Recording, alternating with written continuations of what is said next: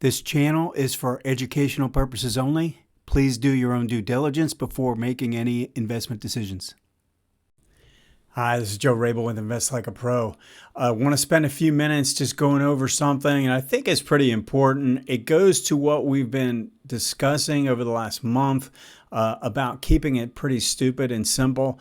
But one thing, I want to show you a picture that I have up on my wall, and it's something I had framed, and it's fairly important. I did it about 3 or 4 years ago, and it's just something I try and follow, and that's coming in every morning and being as consistent as possible, but picking out a couple simple things to do, right?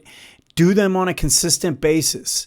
And then to really get long-term results, you have to start and not stop. So you have to pick out an approach or a method or some type of consistent way of doing things and figure it out and go from there. And if you can be consistent with it, keep it simple, and identify, in the stock market terms, identify ideas that look attractive. Keep the time frames consistent, keep the patterns consistent, and just keep it up and live through. This is one of the key things right here, is this this part right here, is if you have a period where you have some losses. Let's say you go through a period where you have 3 or 4 losses in a row.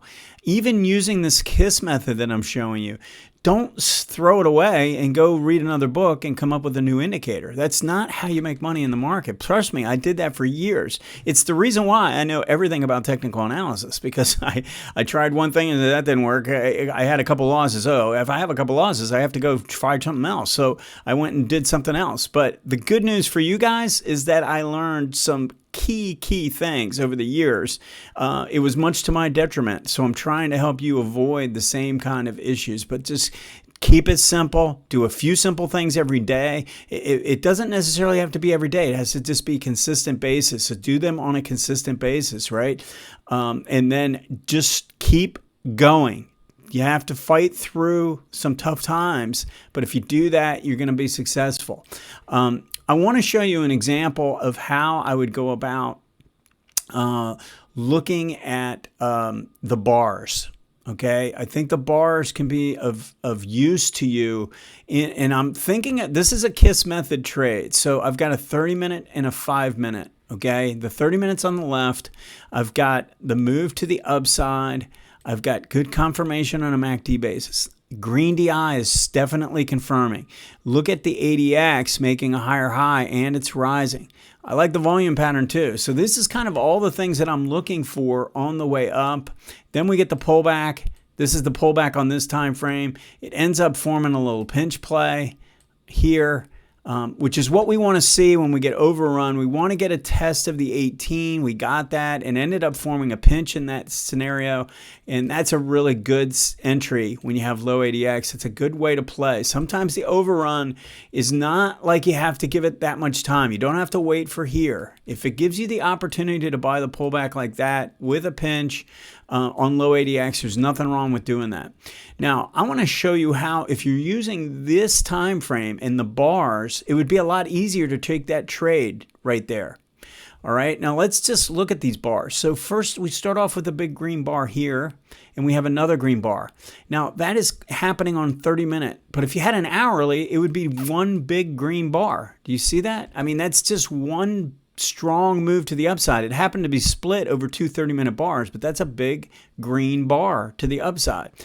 If you notice the pullback, it came back to about the 50% of those 2 bars. That's very bullish. The other thing that's bullish to me is this 4MA. You see how this 4MA, the price pretty much rode the 4MA the whole way up?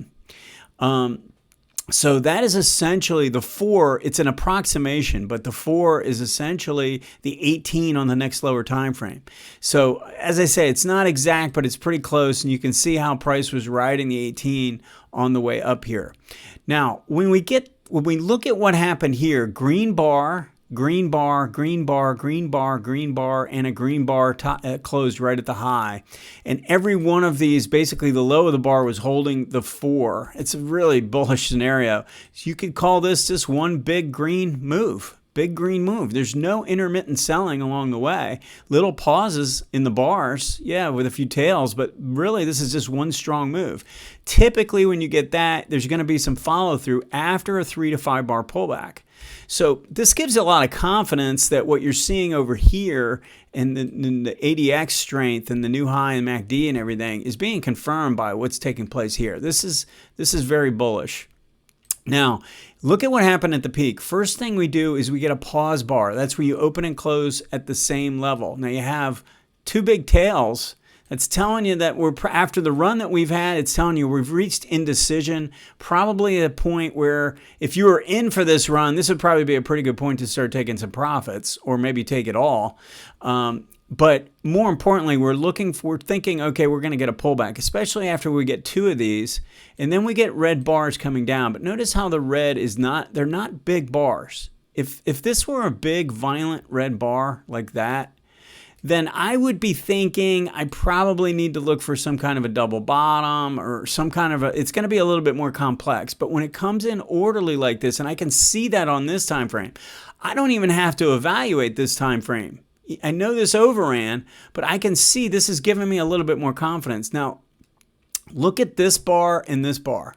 This is where I think it's important because this drop down here and this reversal that's taking place caused overrun in MACD. But when I look at the individual bars, and let's just, if you look at this run to the upside and pullback, it's about a 38% retracement. I mean, let's just for kicks, let's just see approximately what that was.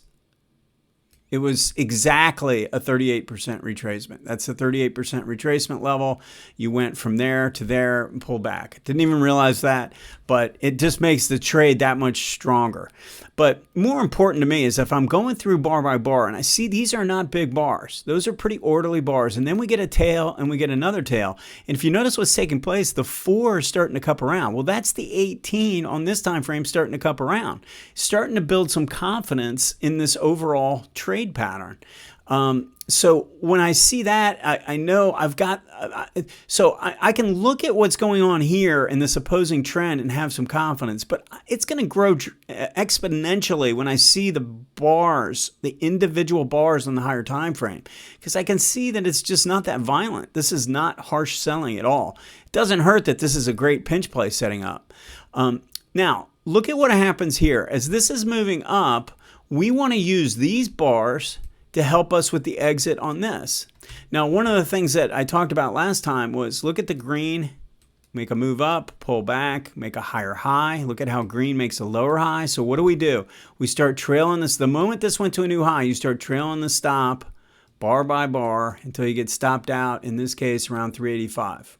Okay, so that's how I would play that off the lower time frame using the DI lines. I mentioned that in the last Tuesday's video.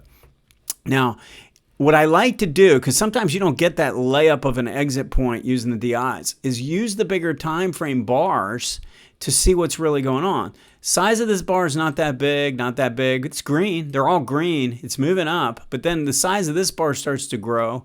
And then we get another really good size bar here. And then one more here. But the reality is, for me, if I got two big bars like that, and it's 1, 2, 3, 4, 5 bars up, and this is the biggest bar, that's the biggest green bar of the move, I'm looking to exit here or at least on the next bar. That's typically what I'm going to do. If I get a big bar, I'm usually going to exit during that bar or early the following bar. So that's how I would use that in conjunction with what's going on here, and that would have given you even that much more confidence to know that this DI is a problem. I mean, what this DI was telling us was probably right, because when I'm looking at the bars, I'm getting a lot more confidence in what I'm seeing. So I hope this makes sense. I mean, this is just your KISS trade, 30-minute, 5-minute. I did a 30-minute and a 5-minute purposely because I wanted to show that, yeah, you can do this in any two time frames. Any two time frames you want. I've looked at all of them, and you can pretty much do it. And the reality is that it's not the time frames, it's your personality. You have to figure out what personalities fit you. Some people can't trade intraday. In reality, for me, it's hard for me to to have the time to do it. So I don't really like to do that from that standpoint. I don't like to feel rushed.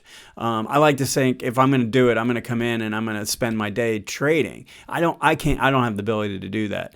Other people just don't have the patience for it, or want to sit there and watch bar by bar. It's just, it's a lot of work. I mean, I know it sounds glamorous to be able to come in and trade intraday, but sometimes it can be pretty grueling. So you want to have a way to make it consistent for yourself. If you're going to intraday trade, make sure you've got some kind of a plan in place that gives you breaks throughout the day. But again, this could be a weekly chart, and this could be a daily. It could be a monthly and a weekly. It doesn't really matter. I hope everyone knows that when you're watching my videos. Keep an eye on these higher time frame bars, and I think they can really help with the lower time frame entries and exits. Okay? Go ahead and post any questions or comments, and make sure you do a few simple things. Do them on a consistent basis, and start and don't stop. All right?